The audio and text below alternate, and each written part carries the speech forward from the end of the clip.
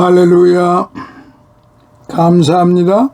지난 시간에 이어서 오늘은 28번째 시간 28강으로 요한계시록 3장 7절로부터 13절 빌라델피아 교회를 향한 편지 두 번째 말씀 2편을 이어지도록 하겠습니다. 사도 요한의 6번째 편지는 빌라델피아 교회에게 보내졌어요. 빌라델피아는 사대 동남쪽 약 45km 지점의 코카무스 강 서안에 세워진 도시였어요. 이 도시의 창설자는 버가모 왕조의 아탈로스 필라델포스 2세인데 이때가 BC 159년부터 138년인데 그는 헬라 문물을 동방 오지의 성읍들에게 확산시킬 목적으로 무시아, 루디아, 부르기아로 갈 수 있는 교차 지역에 주전 BC 150년경에 이 도시를 세웠던 것입니다. 따라서 빌라델피아는 헬라 문물에 열린 문으로서 활짝 개방된 도시였기 때문에 일찍부터 사람들이 몰려들어 큰 도시로 발전했던 것입니다.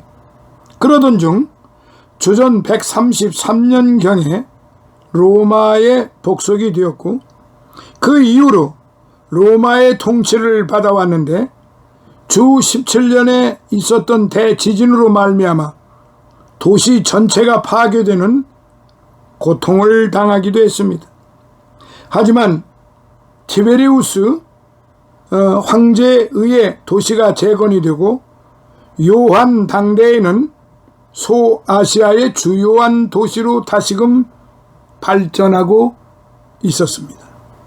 고래로 빌라델피아는 포도의 재배지로 유명했으며 따라서 그 도시는 포도의 신인 디오니수스, 로마명은 바크스 를 주신으로 섬겼습니다. 그리고 빌라델피아는 화산 활동으로 말미암아 종종 지진이 일어났던 도시로서 도처에 무너져 내린 신전들이 있었고 또 신전을 떠받치고 있었던 기둥들이 있었다고 합니다. 오늘날까지 그곳에서는 고대의 성벽이나 아크로폴리스 극장이나 신전들의 유적터와 기둥들이 많이 있기 때문에 소아테네로 불리울 정도입니다. 따라서 빌라델피아의 특징은 동양의 관문으로 불릴 만큼 열린 도시요 소아테네로 불릴 만큼 여러 신전들과 그 기둥들이 많은 도시라고 할 수 있습니다. 자, 이러한 배경 하에서 그리스도는 빌라델피아 교회의 다윗의 열쇠를 가지신 분으로 나타나셨습니다. 7절에 여기서 다윗은 구약시대의 메시아의 언약을 받은 성군인데 이에 근거하여 예언서에서 통상 메시아 그리스도를 가리키는 예언상의 호칭으로 사용되었습니다. 따라서 다윗의 열쇠란 메시아 그리스도가 가진 천국 열쇠로서 그 열쇠를 가진 그리스도 이외에는 그 누구도 천국문을 닫을 수도 없고 열 수도 없는 것입니다. 그런즉 이제 빌라델피아 성읍이 사방으로 두루 개방되었듯이 그리스도께서도 빌라델피아 교회에 대하여 천국문을 활짝 열어놓으셨다고 말씀하신 것입니다. 비록 자칭 유대인이라 일컬는 사단의 무리들이 그 열린 문을 닫고자 백방으로 노력하고 무진 애를 썼지만 9절 능히 닫히지 아니하는 은총과 사랑의 천국문이 빌라델피아 교회에게 활짝 열려 있었던 것입니다. 참으로 이 같은 사랑과 은혜로서 그리스도는 빌라델피아 교회를 향하여 칭찬과 권면과 약속의 말씀을 하셨던 것입니다. 자, 이제 살펴봅니다. 8절로부터 10절에 빌라델피아 교회에 대한 칭찬의 말씀입니다. 7 교회 가운데 참으로 빌라델피아 교회는 서머나 교회와 더불어 아무런 책망을 받지 아니하고 칭찬만을 받은 모범된 교회였어요. 당시 서머나 교회가 순교의 교회로 유명했다면 빌라델피아 교회는 인내의 교회로 유명했습니다. 따라서 주님께서는 바로 이 점을 칭찬하셨는데, 곧 네가 적은 능력을 가지고도 내 말을 지키며 내 이름을 배반치 아니하였도다. 8절 말이 그것입니다. 여기서 적은 능력이란 빌라델피아 교회가 수적으로 많지 않았고 물질적으로 풍부하지 않았으며 규모 면에서도 크지 않았음을 가리키는 말입니다. 즉 외모로 보기에 참으로 미약했음을 시사하는 말이에요. 그럼에도 불구하고 빌라델피아 교회는 내적으로는 강했고 영적으로는 부유한 교회였기에 환난과 핍박에도 요동하거나 굴하지 아니하고 주님의 말씀을 지켰고 그 이름을 배반치 아니함으로써 신앙의 정절을 지켰던 것입니다. 사랑하시는 성도 여러분, 오늘 우리 현대 교회를 살펴봅니다. 주님은 분명히 외모로 보지 않았습니다. 미약했음을 주님은 지적을 하지 않았습니다. 도리어 주님은 외모로도 보기에 참으로 미약했음을 시사하는 교회였음에도 불구하고 단적으로 적은 능력이란 말씀으로 빌라델피아 교회를 표현하셨습니다. 적은 능력, 모두가 다 적은 것입니다. 그런데 주님은 7 교회 중에서 특히 빌라델피아 교회에 네가 적은 능력을 가지고도 내 말을 지키며 내 이름을 배반치 아니하였도다라고 칭찬을 하신 것입니다. 오늘 우리 현대교회, 우리 한국교회가 이렇게 칭찬받아야 하는 교회가 아니겠습니까? 그렇게 칭찬받는 빌라델피아 서머나 교회 같은 그런 교회가 되어야 되지 않겠느냐 이 말입니다. 그런데 매우 어수선합니다. 매우 혼란하기도 합니다. 주님이 판단하실 일입니다마는 정신 차려야 합니다. 거듭나야 됩니다. 회개해야 합니다. 주님 앞에 무릎을 꿇고 지난날 무엇이 잘못되었는가를 돌이켜봄으로써 주님 앞에 회개하고 사함을 받고 다시 새롭게 태어나야만 하는 것입니다. 크다고 큰 은혜가 있는 것이 아니고 적다고 은혜가 없는 것이 아닌 것입니다. 여기서 주님은 큰 능력이라고 말씀하시지 않았어요. 적은 능력이라고 말씀하셨습니다. 크다고 생각하는 사람들, 큰 곳에 있으면서 작은 것을 얕잡아본 사람들, 회개해야 합니다. 정신 차려야 합니다. 자신들만이 우월감에 빠져서 적은 능력을 가진 사람들은 거들떠보지도 않습니다. 교회라고 성도라고 보지도 않습니다. 무시합니다. 멸시합니다. 차별합니다. 적은 능력을 가진 자들을 향하여 정말로 기도하고 그들을 도와주고 협력해주는 교회 많습니다. 그러나 그렇지 않은 사람들이 더 많다는 것에 대해서 가슴이 아픕니다. 그런데 당시 빌라델피아 교회를 핍박한 주요 세력은 서머나 교회의 경우와 마찬가지로 유대인들이었습니다. 곧 일찍부터 빌라델피아 지역에서 자리 잡고 있었던 유대인들은 스스로를 아브라함의 후손이여 하나님의 선민이라고 주장하는 가운데 왜곡된 우월의식과 거짓된 율법관에 사로잡혀 예수 그리스도의 복음을 증오하고 핍박했던 것입니다.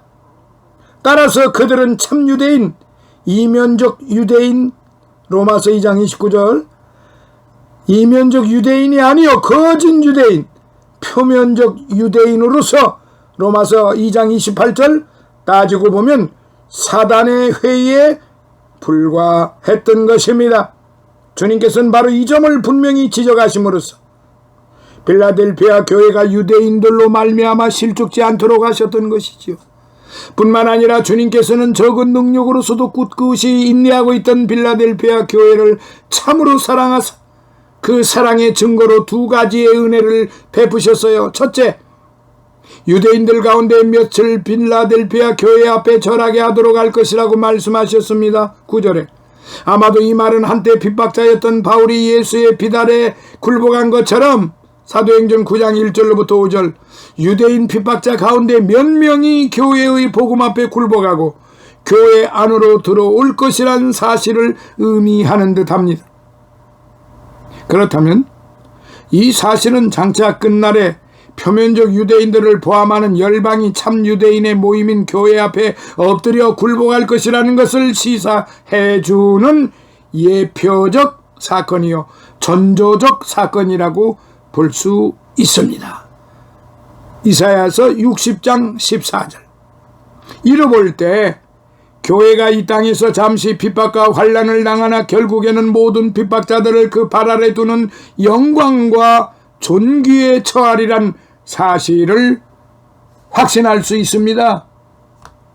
사랑하시는 성도 여러분, 둘째, 빌라델피아 교회가 핍박 중에서 그리스도의 인내의 말씀을 지켰듯이 그리스도께서도 빌라델피아 교회를 시험의 와중에서 지켜 보호하실 것이라고 말씀하셨어요.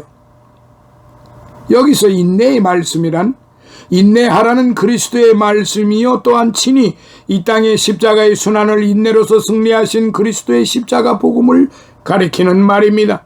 결국 빌라델피아 교회는 인내로서 끝까지 인내의 말씀을 잘 지켰기 때문에 그 대가로 장차 올 더 큰 시험과 시련을 주님의 보호와 돌보심으로 마치 면제받던 무사히 통과하고 승리할 확실한 보장과 은혜를 받았던 것입니다.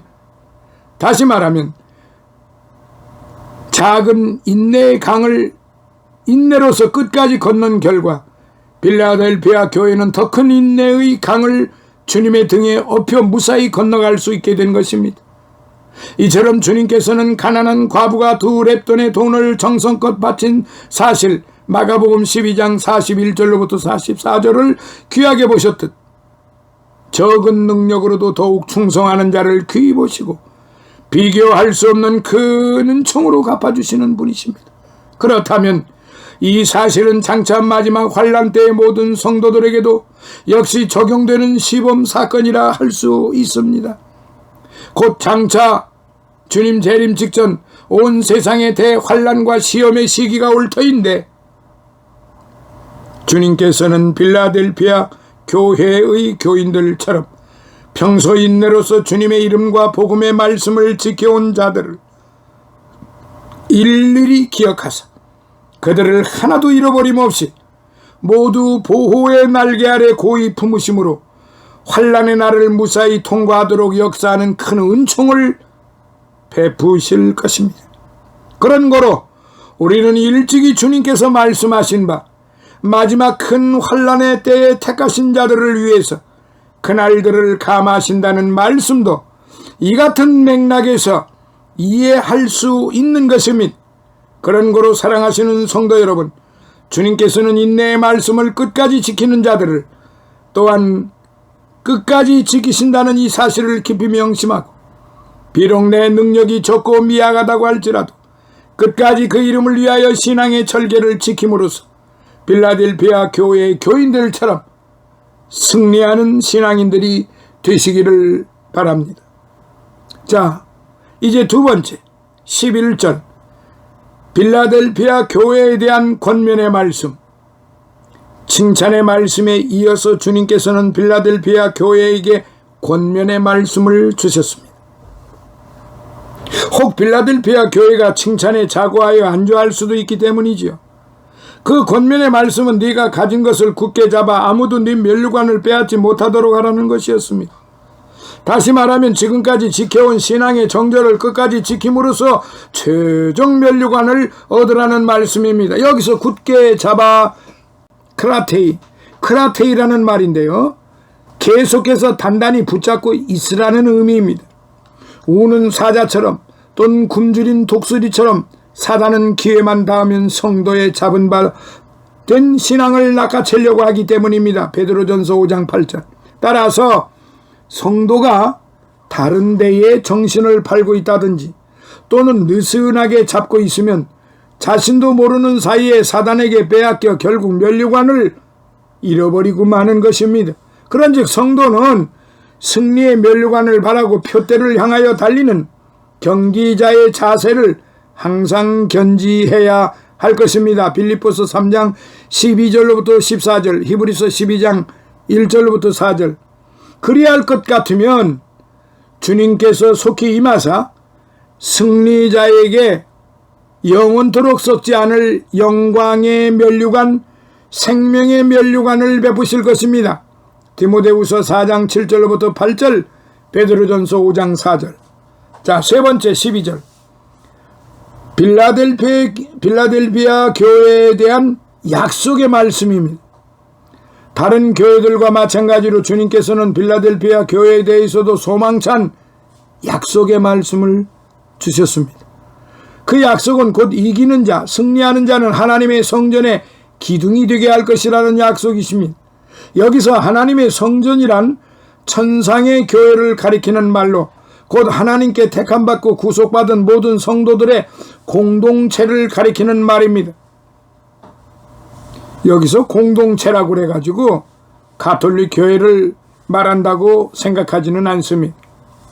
그리고 기둥이란 어떤 건물이나 단체를 떠받치고 있는 중추적 요소로서 일반적으로 필수 불가결한 중요성과 흔들리지 않는 부동성 및 견고성을 상징하는 말입니다. 그런 거로 승리자에게 주어진 주님의 약속은 천상의 교회에서 승리자의 위치가 기둥처럼 귀하고 보배로울 터인데 그것이 영원토록 부동하고 불변할 것이라는 약속이라 할 수 있습니다.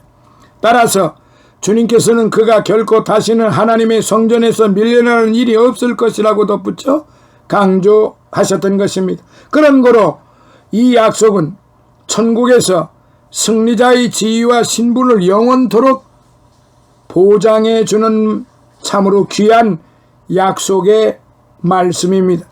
특별히 주 17년에 있었던 대지진과 그 이후에 계속된 여진으로 말미암아 빌라델비아 주민 거의가 도시를 떠나 성벽 밖에다 소옥이나 천막을 치고 살았던 쓰라린 경험이 있는 빌라델비아 교회에게 그리고 그 밖에 잦은 지진으로 말미암아 도시 여러 곳에 무너진 신전들이 있었던 바 그러한 가운데에서도 신전을 떠받치고 있던 기둥들이 곳곳에 우뚝우뚝 서 있는 모습을 지켜보아온 빌라델비아 교회에게 승리자는 하나님의 성전의 기둥이 되어 결코 다시는 하나님의 도성에서 나가는 일이 없을 것이라는 주님의 이 약속은 참으로 적절하고도 감명적인 약속이 아닐 수가 없습니다.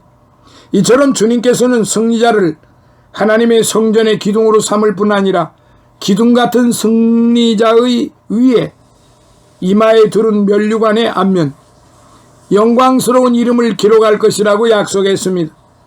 물론 이것은 당시의 큰 건축물의 기둥에다 여러 가지 기록을 새겨놓던 사실을 연상시킵니다. 그렇다면 주님께서 기둥 같은 승리자에게 새겨놓는 기록은 무엇일까요? 첫째, 하나님의 이름입니다. 예나 지금이나 어떤 곳에 이름을 기록하는 행위는 그것이 자신에게 속했음을 주장하는 것입니다. 그러므로 승리자의 이마 위에 하나님의 이름을 기록하겠다 하면 그가 하나님의 소유된 자임을 공식 입증하는 행위라고 볼 수 있습니다. 이 같은 원리로 마지막 때에 멸망할 짐승은 자신을 쫓는 추종자들의 이마에 표를 새길 것이라고 했습니다. 둘째, 하나님의 성 곧 새 예루살렘의 이름입니다. 이 성은 하늘에서 하나님께로부터 내려온 성으로서 신천신지의 도성 즉 캐피탈 시티 결코 신천지 요즘 말하는 그런 신천지가 아닙니다. 바울은 이를 위에 있는 예루살렘이라고 표현했고 히브리서 저자는 하나님의 도성인 하늘의 예루살렘이라고 히브리서 12장 22절에 표현했습니다. 참으로 이곳은 하나님의 의의 통치와 그리스도와의 친밀한 사랑의 교제, 그리고 성령님의 평강과 희락이 충만한 곳으로서 모든 인생이 정녕 바라고 소망하는 패러다이스입니다. 그런데 바로 이 새 예루살렘의 이름을 승리자에게 기록하겠다는 말은 곧 그를 새 예루살렘 성에 소속된 영광스러운 시민으로 삼겠다는 의미입니다. 물론 성도는 지금 이 땅에서도 하늘의 시민권을 가진 자이나 빌립보서 3장 20절 최후 승리의 그날에는 하늘의 총회 앞에서 공식 새 예루살렘 성의 시민장을 수여할 것임을 가리킵니다. 셋째, 그리스도의 새 이름입니다. 이거 역시 승리자는 그리스도의 소유로서 보증받을 것이라는 의미입니다. 그런데 여기서 우리의 주목을 끄는 것은 그리스도의 새 이름입니다. 신천신지의 주인 되시는 그리스도의 이 새 이름은 최후의 그날까지도 결코 알려지지 않을 이름으로 그때까지는 그리스도 자신 이외에는 아무도 그 새 이름을 모른다고 했습니다. 계시록 19장 12절. 그런데 앞서 주님께서는 버가모 교회에 약속하기를 승리자에게는 흰돌 위에 승리자의 새 이름을 기록하여 줄 것이라고 했습니다. 계시록 2장 17절. 그렇다면 우리는 태초의 천지 창조 때의 만물이 그 처음 이름을 부여받았듯 태말의 새 하늘과 새 땅의 전개 시에도 그리스도와 성도를 비롯하여 만물이 새 이름을 부여받고 그 이름으로 불려지게 된다는 놀라운 진리를 깨닫게 됩니다.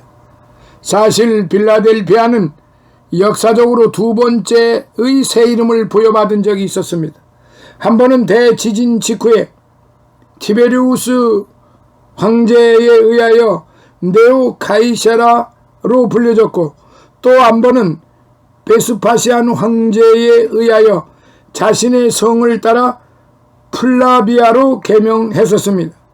그런즉 빌라델피아 교회를 향하여 승리자에게 새 이름을 기록하겠다는 주님의 말씀은 결코 낯설지 않았을 것입니다. 결국 빌라델피아 교회를 향한 주님의 약속은 승리자를 천국의 기둥처럼 보배롭게 삼으사 그 위에 하나님의 이름과 새 예루살렘의 이름과 그리스도의 새 이름을 기록함으로써 삼중으로 그의 신분과 지위와 소속을 보장하고 보증할 것이라는 그러한 귀한 약속임을 알 수 있는 것입니다.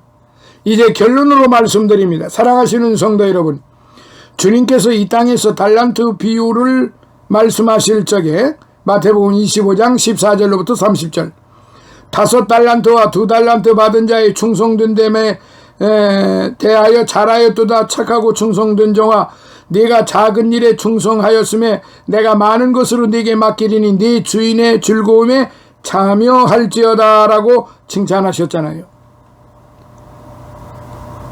이로 볼 때 주님께서 보시고 평가하는 바는 외적인 규모나 크기나 양이 결코 아닙니다. 내적인 질과 실속임을 알 수 있어요. 그러기에 주님께서는 2렙돈을 정성껏 바친 가난한 과부를 크게 칭찬하셨고, 2달란트의 재능을 받았으나 그것으로 충성한 일꾼을 칭찬하셨으며, 그러니까 마가복음 12장 41절로부터 44절, 마태복음 25장 22절로부터 23절 같은 맥락에서 적은 능력을 가지고도 신앙을 견고하게 지킨 빌라델피아 교회를 칭찬하신 것입니다. 그런즉 하나님의 성전의 기둥이 되는 데에 반드시 큰 능력이나 재능이 필요한 것은 아닙니다. 받은 바 능력이 크든 작든 간에 그것으로서 주님께 충성을 다하면 주님은 그것을 귀하게 보시고 하나님 성전의 기둥으로 삼으시는 것입니다. 더욱이 빌라델피아 교회처럼 적은 능력을 가지고도 낭망하거나 쓰러지지 아니하고 인내로서 충성을 다하면 주님은 더욱 귀하고 보배롭게 여기사 하나님 성전의 기둥으로 삼으시는 것입니다.